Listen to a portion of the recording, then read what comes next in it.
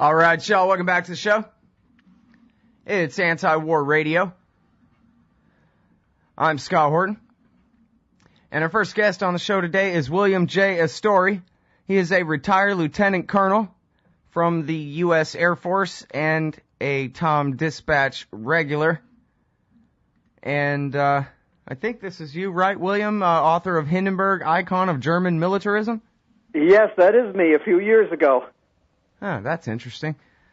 I ought to read more history, you know. It's hard to keep up with all I got to read. All right, well, I hope everybody reads this one. So Tom Dispatch right now, it'll definitely be, 99% chance, I guess. It'll be on antiwar.com under Tom Englehart's name tomorrow. Fighting 1% Wars, Why Our Wars of Choice May Prove Fatal. And it has a little introduction by Nick Terse here. And you're talking about drones, but also just the nature of what you call wars of choice and the effect they have on the structure of the military and the way the wars are fought and what that means for the future of American society. It's all very interesting, so go right ahead. Tell us what you're thinking here. Well, yeah, thanks again for having me, Scott. Yeah, when you stop and think of our wars, as I start off the piece, I make a distinction between wars of necessity versus wars of choice. And I think when we look at our wars over the last 30 or 40 years, we have to say that most, if not all of them, have been wars that the United States have not been forced to fight, that they've been wars that we've selected, we've chosen to fight. And as a result, part of the reason why we as a country do this is because the wars are so remote from us. You know, Vietnam was obviously very remote from us geographically, although many more people were involved in Vietnam because of the draft. I mean, nowadays, wars are remote from us. They're remote from us geographically. They're remote from our populace because only our all-volunteer military fights them. I mean, they're just, in a way, they are out of sight, out of mind. We don't even think about whether or not they're right or wrong because we don't think about them at all. Right. Well, and that's what's funny to me is, because foreign policy has been my issue for so long that it's hard for me to gauge when other people are paying attention, when they're not. And, of course, right after September 11th and then at least through the first year or so of the Iraq War, people were really engaged, and it was all the biggest story and the most important thing. And it seems to me that if your government is killing people in large numbers, that's always the most important story. And yet, really, it's just not out there in the real world. People just don't even care at all. Well, right. I mean, what struck me, and one of the experience. I teach history in Pennsylvania, and I talk to my students, and I'll ask them, did you see on the news last night that that such and such happened, and are you following events in Afghanistan? And they'll basically tell me, well, no, we're not. But as Nick Terse mentioned in his introduction to my piece, they're spending a lot of time lining up to play virtual war, to get Call of Duty or these other war games. So they're involved in war in a sort of virtual way with their computers and on television and video games, but they're not following our real wars, and that's partly because they can get away with that. There's no draft, obviously. A lot of them, as a recent Pew study indicated, only about 1/3 of 18 to 29-year-olds, know anyone in the military, have any kind of close friends or family in the military. So it's very easy for our young people to divorce themselves from what their country is doing, and that's a scary thought, as you said, when we don't take into account what our military is doing overseas and the cost we're paying here at home as well. Mm-hmm. Well, now, as far as the video games go, on one hand, I kind of like the idea of, let them just play war and get it out of their system. Everybody's got to play the cop and the robber sometimes, just to, when they're little kids anyway, to get their heads around what those roles are and where the lines are and stuff. On the other hand, though, even though they're not going, it really is normalizing the permanent state of war in a way where it just kind of helps reinforce that consensus that this is just the way things are. America's at war all the time, even if it is far away and out of sight, out of mind. Right, and of course, in a game, if you screw up, you always just reboot the game. You know, if you kill civilians instead of the bad guy, you just start the game over. In real life, of course, you can't do that. What you see on these video games is an antiseptic version, and it's also sort of, as you said, it's normalizing. It's making war into a game, and war should never be a game. Well, now, part of this, now, you mentioned the draft there a couple of times, and this is something that, I grew up hearing that when they changed the rules of the draft during Vietnam, where now, being white and in college and even married wasn't necessarily enough to get you out of the war, that's what finally brought people out into the streets and ended the war. But by my count, that was 7 years later. It took, and really, as far as ends justifying means and things like that, I mean, we're talking about slavery and forcing people who obviously have not voluntarily chosen to participate in the war to do so, to kill people, to get killed, or, to help in those projects.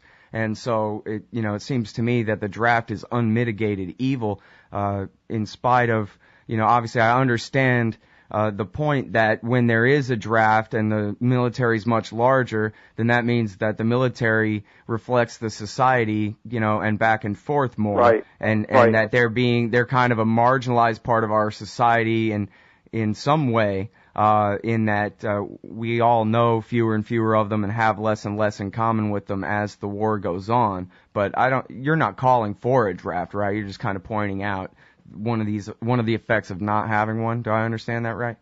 Yeah, you do, Scott. I'm not calling for a draft. What I'm calling for is an end of fighting these wars of choice. Yeah. That's what I'm calling for. But there are many who say that won't happen until there is a draft. Until rich white Republican lady has to give up her Johnny to go fight in this thing she's been screaming for all this time, and then her tune will change. Well, no, I don't think that's necessarily the case.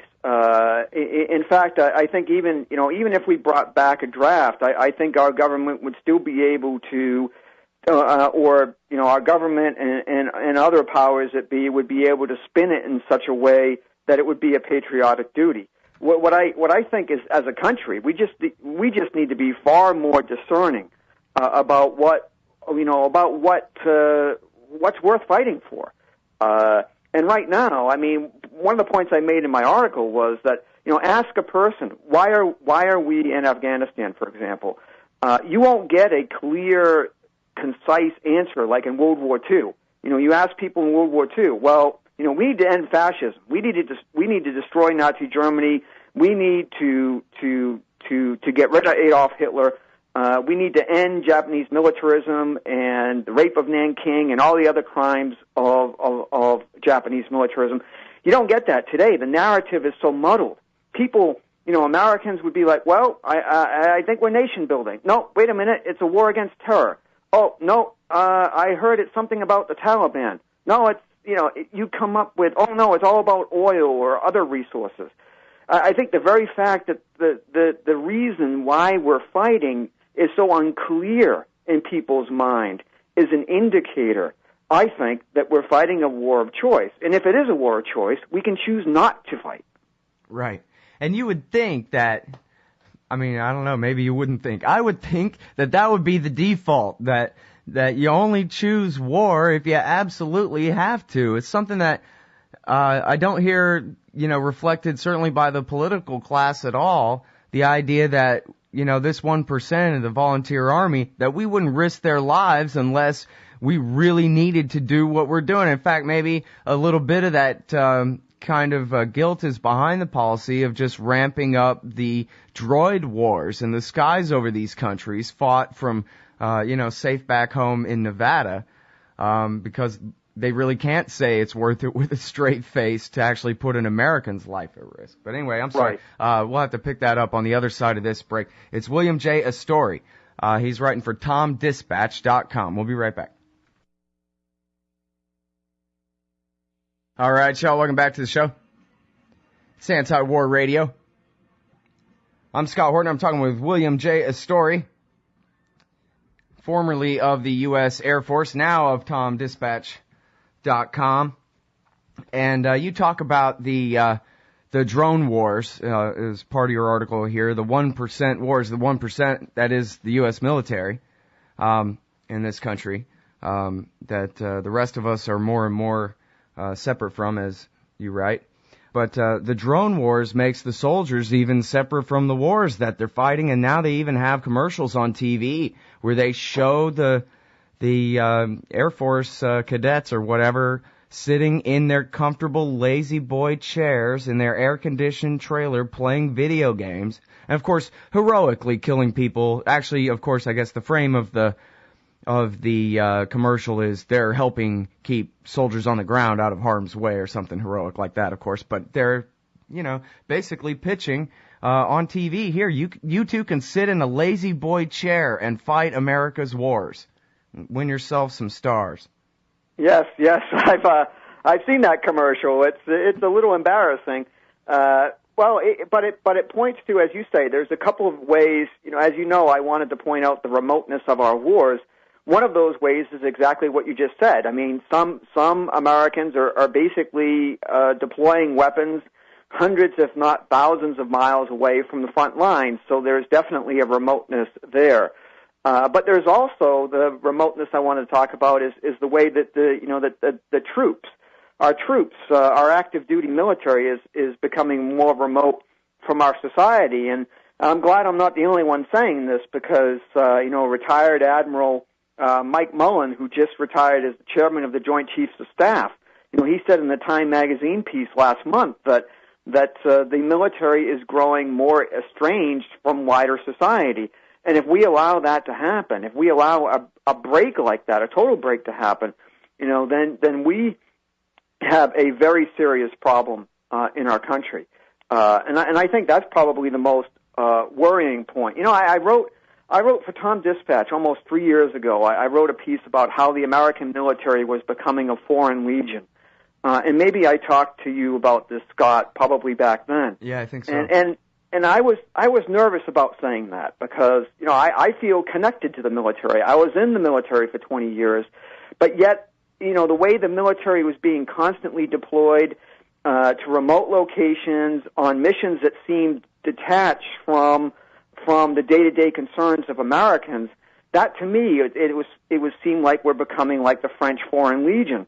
And then I saw, Admiral Mullen say the same thing in Time magazine last month, where he said we're becoming like a foreign legion. And to have the chairman of the Joint Chiefs of Staff, former chairman, say that is a warning. And it's funny how these guys only start saying these things, though, after they retire. I wish they'd speak up more, before they retired.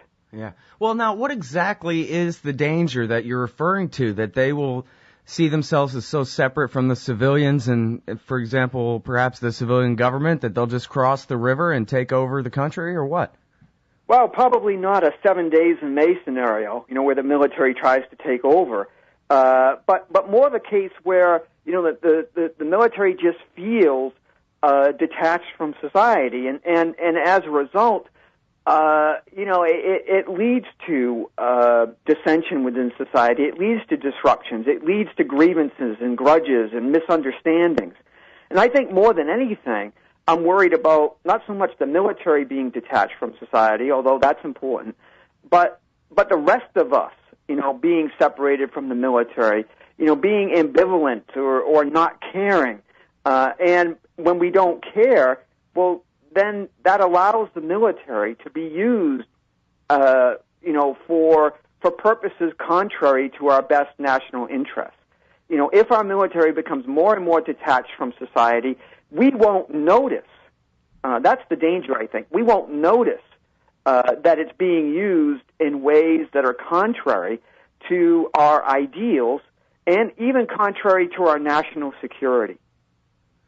Well, one thing that I worry about is how more and more of these veterans come home to find recruitment literature in their mailbox from the local police department that says, you've you've practiced your clear hole build strategy on the Afghans. Now come and apply it in Travis County, that kind of thing. And so first of all, you have going from one mission to what's supposed to be an entirely different mission. But then, as you're talking about, you sort of have this separation, this alienation from American society that makes, suspects that easier to conceive of as enemies. And it makes it that much harder, makes it that much easier to see Americans as Iraqis while they're out on patrol. There was a case here in Austin where some guy supposedly burgled something and the cops went chasing him through the parking lot, and the one cop just pulled out his gun and just started shooting in this parking lot. And he said later he sort of had a flashback to Iraq and all this. One of his bullets went through the back of the minivan and into the child's car seat. Luckily she was inside shopping with her mom.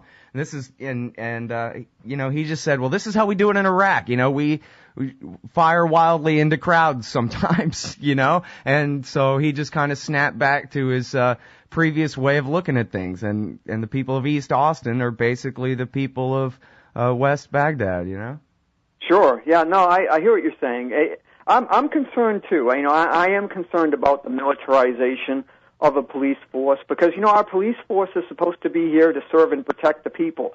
And the police force, it used to be, police were maybe unarmed or carrying 38 revolvers.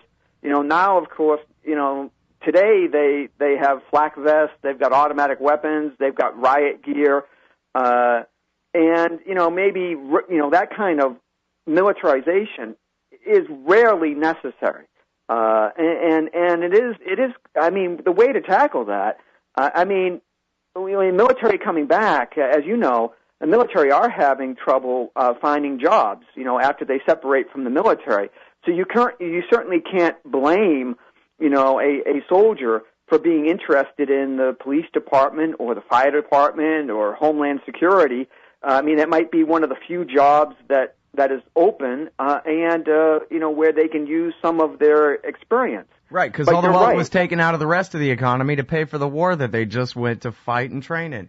Exactly. There's simply more opportunities in things like, Homeland Security or maybe the local police force. Exactly. I guess that's why they call it the slippery slope, or the dirty snowball rolling downhill. Each problem creates more of itself, more of the same. Right. Now, another thing about this is it seems like maybe to the political leaders, even to Hillary Clinton and Barack Obama and people like that up there, these wars are that distant and that remote. And I'm thinking of this clip I saw of Noam Chomsky telling his shocked interviewer that Obama's worse than Bush. For example, look at what he's doing to Pakistan. We are on the verge here of tearing this country apart. This thing that the military barely holds together in the first place. And for what? And it's madness, it seems like part of it is based on the idea that, the Doug Feith view of the world. Hey, we have the U.S. military, we can do whatever we want, we can create our own reality, and whatever it is we do in Pakistan, the consequences will be just as we predict and just as we hope for, and whatever. And perhaps because they're looking through the lens of a drone sight too, through a soda straw, as Robert Gates called it. Right. Well, it's hubris. It's the classic case of way too much way too much confidence, way too much pride, and this idea that war is something that can be controlled. I think that's really something we still haven't learned from history, that war is the most chaotic event that maybe humans can practice. It's extremely unpredictable whenever you use violent force. Chalmers Johnson wrote all about blowback, the unpredictability of what you unleash. And that seems to be something that we're still not learning. And we still have this idea of surgical strikes, and that's something that is only being reinforced by all of the new technology of the drones and the precision GPS-guided weaponry and all of this. It's an illusion, and it's an illusion that is going to come back and it's an illusion that's going to create a reality, I think, that we're not comfortable with. Mm-hmm. Yeah, well, A New York Times Square bomber said that he went on vacation home to Pakistan, saw the effect of a drone strike, joined up the army on the other side. And luckily his bomb fizzled, but it didn't have to. Right. So, yeah, you're certainly right about that. All right, well, we're all out of time, but I thank you very much for your time. It's been good. Thank you, Scott. Everybody, that's William J. Astore. He's a retired lieutenant colonel in the U.S. Air Force, and he writes for TomDispatch.com.